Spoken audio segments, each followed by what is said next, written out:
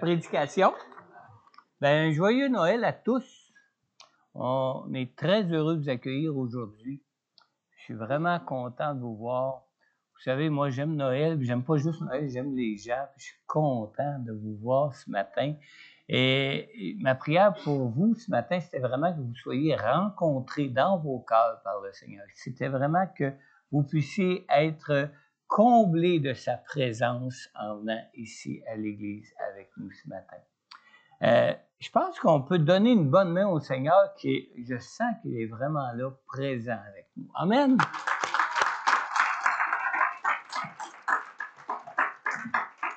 Merci pour tous ceux qui ont fait ces belles présentations. Vous savez, si vous en feriez comme moi toutes les semaines, vous ne seriez pas aussi nerveux. Mais sachez une chose, c'était très bien fait, puis on a beaucoup apprécié. Amen? Amen. Pardon? Ils peuvent rester s'ils veulent, une vingtaine de minutes. C'est comme vous voulez. J'aimerais juste... on va parler de la parole de Dieu, hein? L'Église, vous savez, c'est la colonne et l'appui de la vérité. Alors, si on ne partage pas la parole de Dieu à l'Église, on passe à côté peut-être de la vérité ou de ce qui peut faire de nous des enfants de Dieu, puis vraiment nous rendre libres dans nos vies. C'est la parole de Dieu. Je vais vous lire l'histoire. On revient vraiment du classique. Dans Luc 2, c'est drôle parce que même les chants parlaient beaucoup de Luc 2. On va lire le verset 1 à 20. Je vais mettre mes lunettes. Peux-tu de mieux lire? C'est quand même 20 versets. T'as pas le bon quoi? Pour la prédication? Ah, j'ai retourné l'agenda. Ouais, c'est pas grave. On va y aller d'élection. Il va manquer les versets. Mais vous avez un beau joyeux, mais le joyeux Noël au moins. Non? Parce que, ouais. Ah, ça fait un Noël plus sec. C'est un Noël plus... Ah, là, oui, ça c'est mieux, Alors, Luc, chapitre 2, on va lire ensemble les versets 1 à 20. On lit ici. À cette époque-là parut un édit de l'empereur Auguste qui ordonnait le recensement de tout l'Empire. Ce premier recensement eut lieu pendant que Quirinius était gouverneur de Syrie. Il y a beaucoup, il y a de l'écho, hein? Tu peux pas rien faire. C'est-tu à cause des micros? Ah, le moniteur. OK.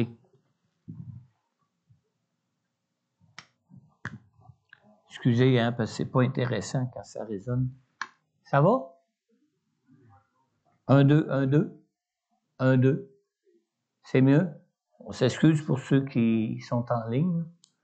Amen. Alors, je poursuis au verset 3. Tous allaient se faire inscrire,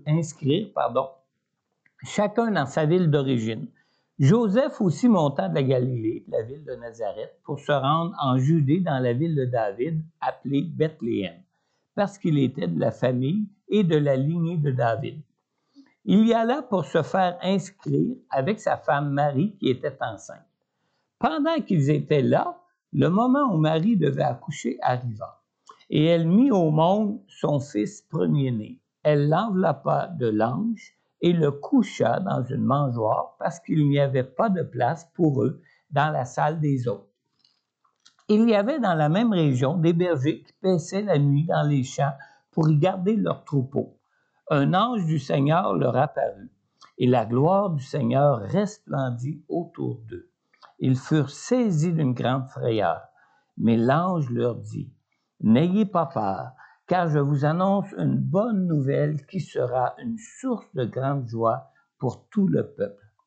Aujourd'hui, dans la ville de David, il vous est né un sauveur qui est le Messie, le Seigneur. Voici à quel signe vous le reconnaîtrez. Vous trouverez un nouveau-né enveloppé de langes et couché dans une mangeoire. Et tout à coup, Une foule d'anges de l'armée céleste se joignit à l'ange. Ils adressaient des louanges à Dieu et disaient « Gloire à Dieu dans les lieux très hauts, paix sur la terre et bienveillance parmi les hommes. » Lorsque les anges les eurent quittés pour retourner au ciel, les bergers se dirent les uns aux autres « Allons jusqu'à Bethléem pour voir ce qui est arrivé, ce que le Seigneur nous a fait connaître. » Ils se dépêchèrent d'y aller et ils trouvèrent Marie et Joseph ainsi que le nouveau-né couché dans la mangeoire. Après l'avoir vu, ils racontèrent ce qui leur avait été dit au sujet de ce petit enfant. Tous ceux qui entendirent les bergers furent étonnés de ce qu'il leur disait. Marie gardait le souvenir de tout cela et le méditait dans son cœur. Puis les bergers repartirent en célébrant la gloire de Dieu et en lui adressant des louanges à cause de tout ce qu'ils avaient entendu et vu et qui était conforme à ce qui leur avait été annoncé. Prenons un mot de prière ce matin. Seigneur, on te remercie de toutes tes grâces, Seigneur. Et comme il a déjà été mentionné, Seigneur, je te remercie particulièrement de ce que tu es un Dieu qui renouvelle tes grâces chaque matin, Seigneur. Alors, Seigneur, ma prière ce matin, c'est que Noël puisse être pour nous, Seigneur Dieu, à chaque jour de nos vies, Seigneur. Qu'on puisse, Seigneur Dieu, se tourner vers toi chaque jour de nos vies.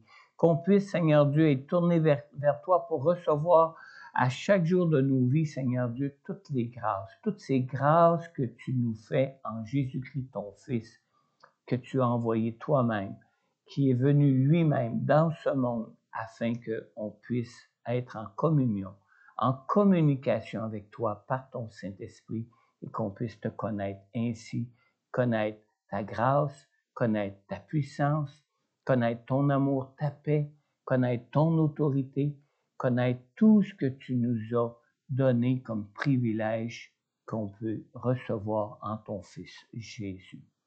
Seigneur, que tout ce qu'on a pu partager de toi, de ta venue dans ce monde ce matin, Seigneur, puisse vraiment être reçu comme un cadeau, Seigneur. Et que cette histoire, cette parole, Seigneur Dieu, puisse être aussi reçue comme un cadeau pour chacun de ceux qui vont l'entendre, Seigneur. Et je te prie, Seigneur, que ton Saint-Esprit rende vraiment vivant, Seigneur Dieu, ta venue dans ce monde pour ceux qui ne te connaissent pas encore, Seigneur.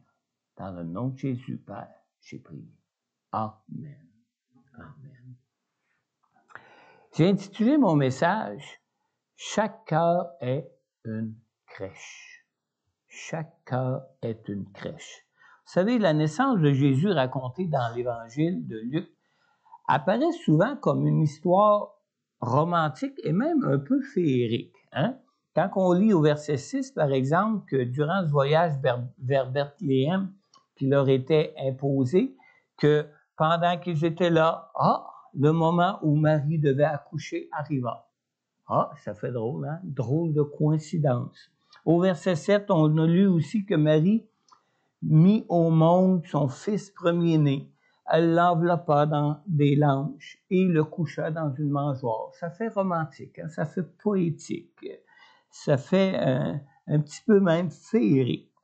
Puis, dans le verset 9, aux bergers dans les champs, qu'un ange du Seigneur leur apparut et la gloire du Seigneur resplendit autour d'eux.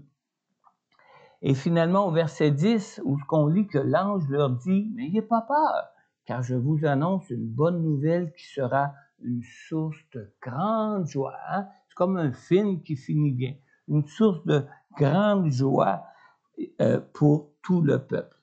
Mais vous savez, pour certains, Noël peut paraître féerique, peut paraître romantique pour d'autres, selon les expériences de vie de chacun. Chacune des personnes, d'une personne à l'autre, on a des expériences de vie différentes et Noël peut être perçu même très différemment d'une personne à l'autre. Mais pour vous ce matin, si on vous demandait de faire un dessin pour représenter Noël, qu'est-ce que vous dessineriez? À quoi ressemblerait votre dessin? Est-ce que ce serait un cadeau bien emballé? Est-ce que ce serait un sapin rempli de lumière? Est-ce que ce serait une soirée de festivités en famille? Est-ce que ça pourrait être une dinde bien rôtie, hein, accompagnée de sa farce, hein, comme on dit? Ou bien donc encore un feu de bois qui crépite dans un foyer? Qu'est-ce que ça serait votre dessin? Un chœur de chant qui chante des cantiques? Ou bien donc une rue de magasin bon des clients? Ou encore le bébé Jésus couché sur de la paille dans une étable? Hein? Qu'est-ce que vous feriez comme dessin pour représenter Noël en fonction de votre expérience de vie à vous? Alors, selon nos expériences à chacun, on pourrait avoir des dessins qui représentent Noël, mais qui seraient très différents les uns des autres, complètement différents même les uns des autres. Un jour, un riche industriel qui fabriquait des montres de grande qualité a eu l'idée d'employer 3 peintres. Il a demandé à 3 peintres de faire une peinture pour représenter Noël selon ce que Noël pouvait représenter pour eux. Alors, son intention, évidemment, était de choisir la toile qui représenterait le mieux Noël pour l'utiliser comme publicité, mais comme publicité pour augmenter la vente de ces montres. Alors, il a demandé à chacun de dessiner une représentation de l'esprit de Noël, chacun selon leur propre point de vue. Alors, le premier peintre était un chrétien engagé, plein d'enthousiasme. Il avait complètement couvert sa toile de fond d'un fond complètement noir, d'un fond très noir.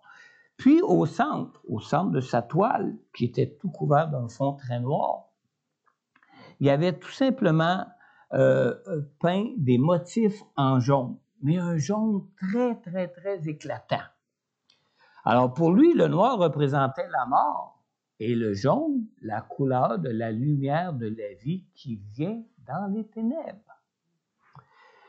Le deuxième peintre, lui, c'était un idéaliste, un peu déconnecté même des réalités quotidiennes de la vie ou des fardeaux, des choses de la vie. Il avait tout simplement peint un point blanc sur toute sa toile blanche. Un point blanc sur toute sa toile blanche, imaginez. Alors, lorsque le riche industriel a vu la toile, il a dit « Une toile blanche? Ah, vous avez voulu représenter Noël avec la neige? » Mais le peintre lui a répondu « Ben non, c'est ça Noël. Noël, c'est l'espérance. Même l'espérance avec un grand E. » L'industriel lui a répondu « Votre espérance n'est qu'un concept vide, absolument vide, et même formé de vide. » Et finalement, le troisième peintre, lui, était un chrétien aussi, mais un chrétien très fervent. Un chrétien même qui aime aller toujours au fond des choses. Il avait peint une main percée par un clou, tout entourée de rouge, un rouge de couleur rouge sang. Alors, lorsque le riche industriel lui a demandé ce que sa peinture représentait de Noël, le peintre a répondu « La crucifixion, voyons. » Ah! Alors, le riche industriel lui a répondu « Mais on vous a demandé de réaliser une peinture qui représentait Noël. La crucifixion, c'est à Pâques, non? » Alors, le peintre a répondu « Mais c'est à Noël que Jésus est venu dans le monde avec l'intention de mourir à notre place. » Le riche industriel dit « Mais Noël, c'est la joie de la venue de Jésus comme sauveur du monde, et non sa crucifixion. » Alors, vous voyez, si on vous demandait à vous de dessiner ce que Noël représente pour vous, à quoi votre dessin ressemblerait-il? Vous savez, moi, personnellement, j'aime Noël. J'aime beaucoup même Noël. J'aime Noël parce que j'aime Noël, j'aime même le Noël du monde avec toutes les décorations, les sapins et les lumières qui scintillent partout. J'aime Noël. J'aime Noël aussi pour ses décorations avec ses chants de Noël qui chantent la joie des festivités et des rassemblements. J'aime ça parce que j'aime le monde et j'aime ces choses-là. Mais depuis que je connais Jésus, j'aime Noël parce que quelqu'un, quelque part, à Noël ou à l'époque de Noël, il y a toujours quelqu'un, quelque part, qui finit toujours par poser cette question. Mais pourquoi tant d'histoires pour un bébé couché dans une crèche?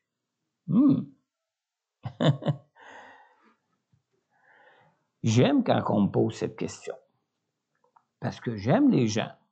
Et vous savez, je ne les aime pas autant que Dieu peut les aimer. On ne peut jamais aimer autant que Dieu peut nous aimer. Mais j'aime les gens et j'ai assez goûté à l'amour de Dieu dans ma vie pour désirer leur partager cet amour de Jésus pour eux, ce même amour que moi-même j'ai connu. Dans Luc au chapitre 2, au verset 10, l'ange dit aux bergers dans les champs, « N'ayez pas peur, car je vous annonce une bonne nouvelle qui sera une source de grande joie pour tout le peuple. » Pas juste pour ceux qui connaissent Jésus, pour tout le peuple. Alors, le moment de l'année le plus facile, vous savez, pour partager l'amour de Dieu pour nous, moi, je trouve que c'est bien à Noël. C'est vraiment à l'occasion de Noël. Parce que c'est facile à Noël.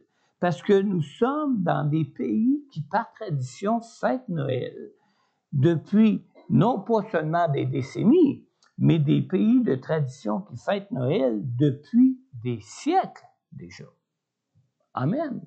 Alors, depuis des siècles, des traditions que les gens de ce monde ne comprennent pas ou comprennent mal reviennent à chaque année pour nous rappeler l'amour de Dieu pour ce monde perdu. Et ça devient la meilleure occasion, et même l'occasion la plus facile, de partager de l'amour de Dieu qui est venu dans ce monde pour nous sauver. Le Noël du monde, vous savez, c'est comme une table mise, toute montée, qui nous est offerte à chaque année pour annoncer la bonne nouvelle du salut en Jésus. Lorsque Joseph et Marie ont présenté Jésus, leur nouveau-né, au temple, on lit dans Luc 2,32, Siméon a dit, « Mes yeux ont vu ton salut, salut que tu as préparé devant tous les peuples, lumière pour éclairer les nations et gloire d'Israël, ton peuple. » Alors, Siméon ici dit de Jésus qu'il est la lumière venue pour éclairer les nations. Et vous savez, nous qui connaissons Jésus, nous sommes nous-mêmes des lumières dans ce monde de ténèbres. Dans Matthieu, au chapitre 5, versets 14 et 15, Jésus nous dit, « Vous êtes la lumière du monde. Une ville située sur une montagne ne peut pas être cachée. On n'allume pas non plus, pas non plus une lampe pour la mettre sous un seau, mais on la met sur son support et elle éclaire tous ceux qui sont dans la maison. » Alors, traditionnellement, qu'est-ce que nous retrouvons partout dans les magasins, les rues, les maisons? Des lumières de Noël. Hein? Même dans l'église, ici, on en retrouve. On retrouve des lumières de Noël. N'est-ce pas pour nous la meilleure occasion de briller pour éclairer ce monde, pour les conduire à Jésus, Jésus qui est, lui, la vraie lumière, celui qui est venu dans ce monde. Vous savez, chaque cœur, le cœur de chaque femme, chaque cœur, le cœur de chaque homme de ce monde, c'est une crèche pour accueillir Jésus. Une crèche pour accueillir Jésus. Dans Luc 2,7, on a lu Marie mit au monde son fils premier-né. Elle l'enveloppa de lange et le coucha dans une mangeoire parce qu'il n'y avait pas de place pour eux dans la salle des autres. Alors, n'est-ce pas que ça fait poétique, hein, quand on dit ça? Même un peu romantique quand on lit que Marie enveloppa Jésus dans des langes et le coucha dans une mangeoire. Ça fait tellement romantique et poétique de lire que Marie enveloppa Jésus de l'ange qu'on en oublie même le fait qu'elle le dépose dans une mangeoire pour les animaux. Non?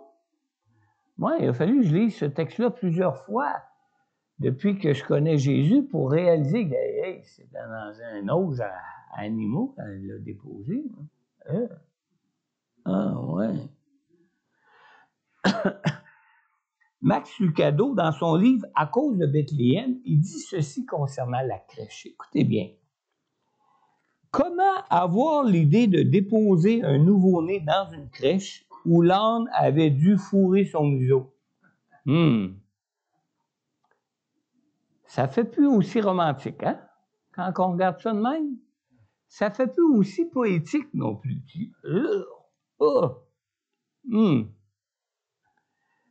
Mais vous savez, moi, surtout l'hiver, quand il fait froid, puis surtout les soirs, j'ai souvent la goutte au nez.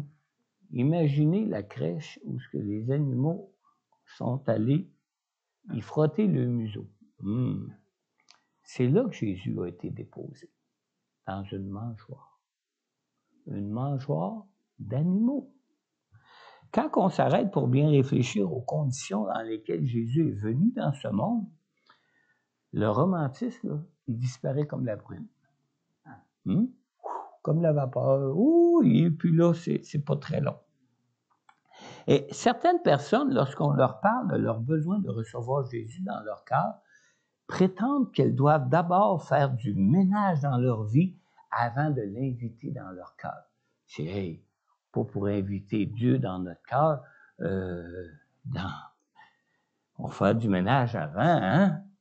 Mais Jésus, vous savez, il est venu dans ce monde pour être déposé dans une crèche, dans une étable, au milieu des animaux.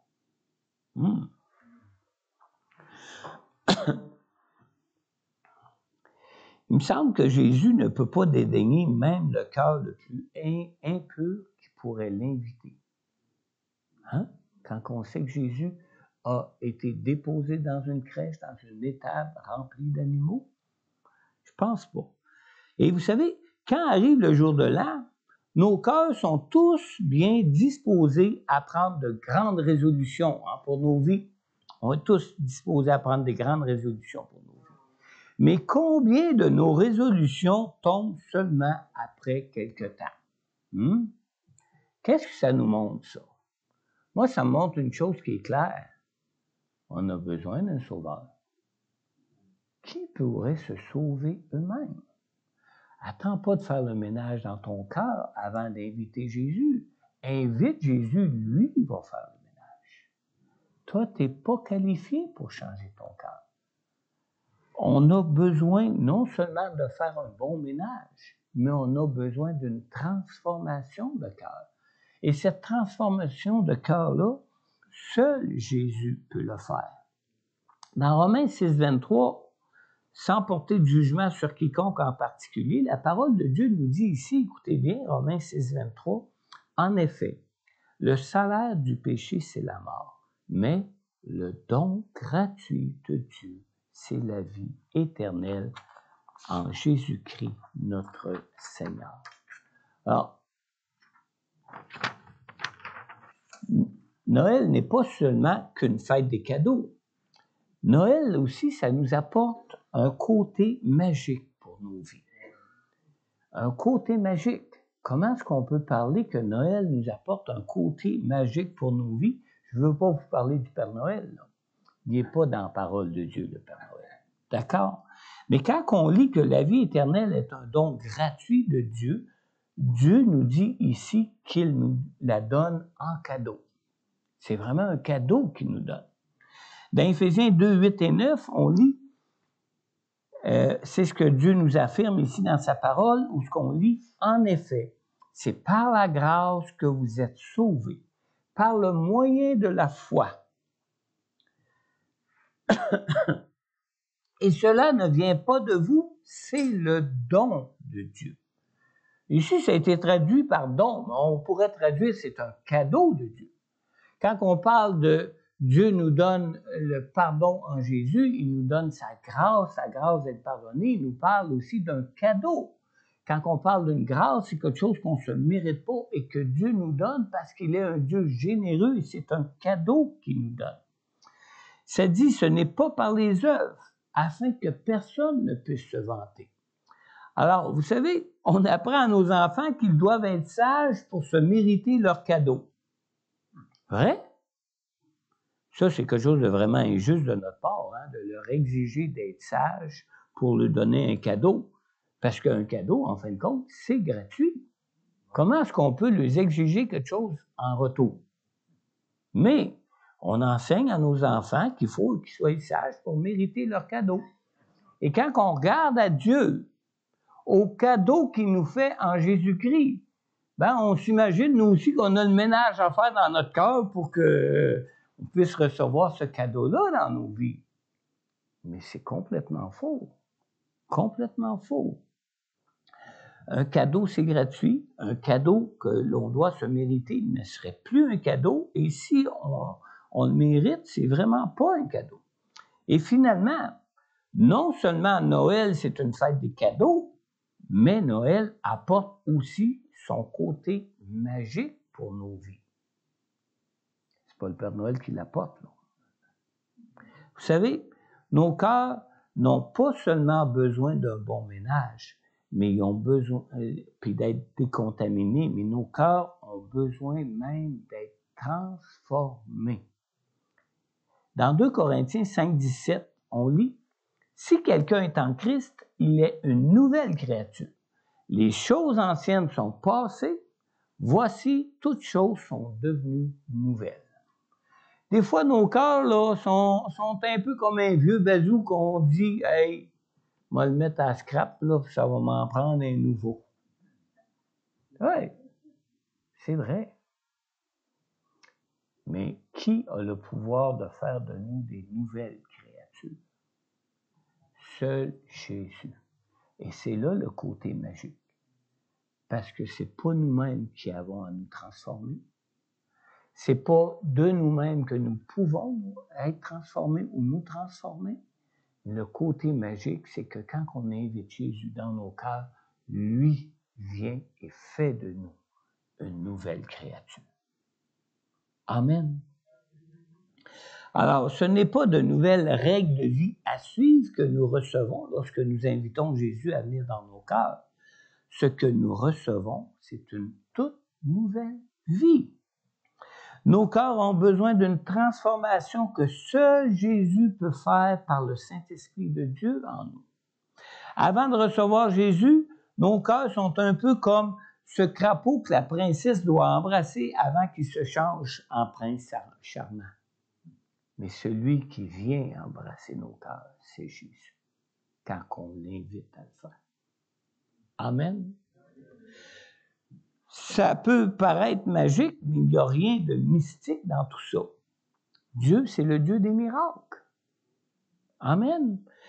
Et comme il a ressuscité Jésus d'entre les morts, il peut même miraculeusement faire de vous une toute nouvelle personne. Amen. Alors, ce matin, à l'occasion même de cette célébration de Noël, on est prêt à vous donner des cadeaux. As-tu reçu le cadeau de Jésus dans ton cœur pour ta vie? As-tu reçu Jésus? Dans Jean 3,16, nous disons, en effet, Dieu a tant aimé le monde qu'il a donné son Fils unique, afin que quiconque croit en lui ne périsse pas, mais qu'il ait la vie éternelle. Alors, si ce matin tu reconnais que tu es un pécheur, si ce matin tu reconnais ton besoin de Jésus pour être sauvé, être transformé, être changé et recevoir un nouveau cœur pour ta vie, je t'invite simplement à adresser d'une manière sincère dans ton cœur cette prière au Seigneur, simplement pour l'inviter dans ta vie. Seigneur Jésus, je reconnais que je suis un pécheur et je reconnais que sans toi, je n'ai aucune force en moi-même pour changer mon cœur. Alors Seigneur Jésus, je crois en toi et je crois que tu es venu dans ce monde pour nous apporter la lumière qui donne la vie. Alors, je t'invite donc maintenant à venir dans mon cœur. Je te prie, Seigneur, de me pardonner, de me purifier maintenant de tous mes péchés. Merci, Père. Merci, Dieu Tout-Puissant. Merci, Père éternel, d'avoir envoyé Jésus dans ce monde pour porter pour moi mes péchés à la croix. Et merci, Père, pour Jésus, ton Fils, qui me donne maintenant le pouvoir de devenir enfant de Dieu, de devenir ton enfant. Amen. Alors, si présentement tu écoutes ce message en ligne et peut-être que tu as adressé cette prière à Dieu pour recevoir ce cadeau de Jésus comme Sauveur et Seigneur de ta vie pour la toute première fois de ta vie, n'hésite pas à prendre contact avec moi. Je pourrai en retour prier pour toi personnellement et répondre à toutes tes questions sur Jésus, sur le cadeau de la vie qu'il nous donne, sur la grâce de la vie éternelle qu'il nous offre par notre foi en lui. Mais aussi, si peut-être tu es de ceux ou de celles qui avaient déjà fait cette prière au Seigneur auparavant dans votre vie, mais que ce matin tu réalises ton besoin de changement de cœur que seul Jésus peut opérer en toi par le Saint-Esprit. Alors je t'invite maintenant à prier le Seigneur pour l'inviter à prendre toute la place dans ton cœur, vraiment pour le laisser te conduire dans cette nouvelle vie que Dieu veut et que Dieu a, qu'il offre pour toi. Si tu écoutes ce message en ligne, je t'invite aussi à prendre contact avec moi afin que je puisse aussi prier pour toi. Amen. On va se lever ensemble, honorer le grand roi qui est venu pour nous dans ce monde afin qu'on soit sauvés. Myriam, est-ce que tu peux nous conduire dans un dernier chant de louange et d'adoration? Peut-être parmi vous, vous avez reçu ce cadeau de Noël seulement ce matin. Vous en êtes peut-être à votre 10e Noël, 20e Noël, 30e Noël, 60e Noël dans votre vie. Il n'y a pas d'âge pour recevoir le cadeau que Dieu a pour nous. Amen. La parole de Dieu nous dit dans Hébreux 9, 27 que tant qu'on est vivant, il y a de l'espoir. Amen. Quand vient la mort, vient le jugement. Attendez pas après votre dernier souffle. Vous allez faire face au jugement de Dieu. Maintenant, c'est l'occasion de recevoir ce cadeau. Maintenant, nous fêtons Noël. C'est l'occasion de recevoir ce que Jésus est venu nous apporter à cette occasion. Amen. Alors, si peut-être ce matin, vous avez reçu pour la première fois ce cadeau de Noël et que vous êtes ici présent avec nous dans cette salle, je vous invite à vous avancer. Je vais prendre du temps tout de suite pour prier pour vous. Vous aider à déballer ce cadeau-là en activant, si on peut dire, cette relation personnelle avec Dieu dans vos cœurs et avec ce Dieu qui est au ciel et Jésus qui est le présent. Amen. Peut-être vous avez d'autres attentes du Seigneur. Vous avez peut-être fait votre liste de cadeaux, comme il y en a qui le font au Père Noël, mais vous l'adressez au Seigneur. Vous faites bien d'adresser au Seigneur. Jésus peut vous combler dans tout ce que vous pouvez désirer dans vos vies. Fais de l'Éternel tes délices et il te donnera ce que ton cœur désire. Peut-être avez-vous un cadeau dont vous êtes en attente pour vous, pour votre vie. Approchez-vous, on va le demander à Dieu ce matin. Amen. On va prendre le temps de lui adresser votre demande, puis vous aurez juste à mettre vos bras comme ça en entonnoir pour être sûr qu'ils ne tombent pas à côté, puis recevoir le cadeau que Dieu veut pour vous. Amen. Amen. Louons-le ensemble pour toutes ces grâces. Amen. Combien Dieu est grand, chantons-le combien Dieu est grand, et tous verront combien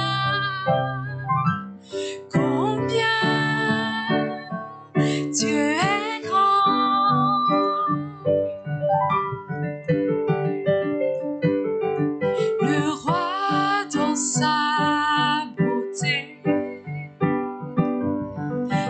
Dieu de majesté, la mer éclate de joie, la terre est dans la joie, sa gloire est splendide, l'obscurité s'enfuit au son de sa voix, au son de sa voix. Combien Dieu est grand, chantons-le combien Dieu est grand, et tous verront combien Dieu est grand.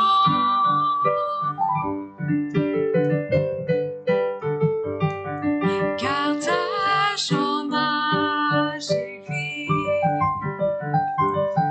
le temps lui est soumis. Commencement et fin, commencement et fin. Céleste Trinité, Dieu d'éternité, il est l'agneau divin, il est l'agneau divin. Combien Dieu est grand, chantons-le combien Dieu est grand, et tous verront combien Dieu est grand. Son nom est tout puissant, digne de louange. Je chanterai combien Dieu est grand. Oui, son nom est tout puissant. Son nom est tout puissant, digne de louange. Je chanterai combien Dieu est grand.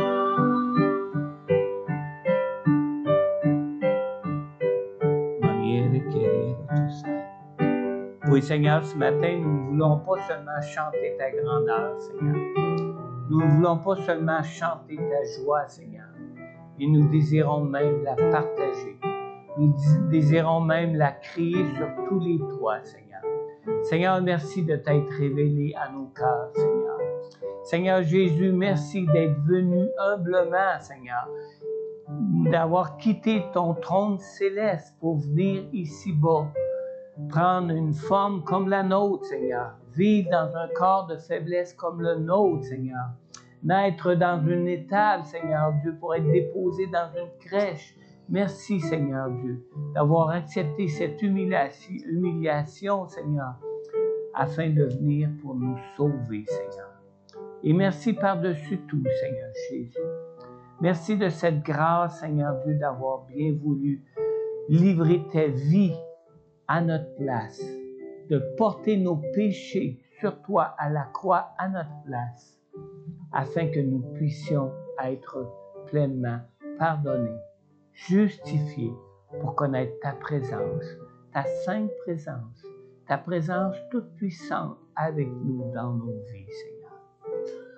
Seigneur, merci de cette grâce, de ce cadeau qui pourra jamais être, dont on ne pourra jamais connaître de plus grand cadeau pour nos vies, Seigneur. Merci de ce cadeau, Seigneur. Merci, Père, pour la grâce de ton Fils. Et merci, Jésus, de ta présence avec nous par ton Saint-Esprit, Seigneur. Et merci de cette promesse de ta parole qui nous garantit ta présence avec nous ici-bas jusqu'à la fin du monde, Seigneur. Dans le nom de Jésus, Père. Merci, mon Dieu. Amen. Amen. Amen. On va servir le buffet. On va juste peut-être rendre grâce pour le buffet. Pour rendre grâce pour le buffet, je vais demander à Christian en arrière de rendre grâce pour nous, pour cette bonne nourriture qu'on va partager, qui va nous donner cette occasion de partager toute la joie qu'on a de connaître Jésus. Amen. Amen. Il pensait s'en sortir un matin. Vous savez, à chaque fois que je suis à table avec Christian, c'est toujours Christian que je demande de rendre grâce. Amen. Seigneur Jésus, on veut te rendre grâce pour cette bonne nourriture qu'on va prendre. On te demande de la bénir, Seigneur Jésus, d'en donner aussi à ceux qui n'en ont pas, Seigneur. Ouais. On te demande de bénir ceux qui ont tout préparé, Seigneur, ceux qui s'occupent du service aussi. Et puis, on te rend grâce pour tout. On te demande un bon temps de fraternité ensemble. Merci, Seigneur. Amen. Amen. Amen. Alors, quand ça sera prêt, simplement nous aviser. Je pense qu'on doit passer à la table du buffet, ce service toi-même. Puis après ça, vous prenez une place, vous vous asseyez avec ceux que vous désirez pour partager de cette joie qu'on peut avoir de connaître Jésus. Amen. Amen. Dieu vous bénisse.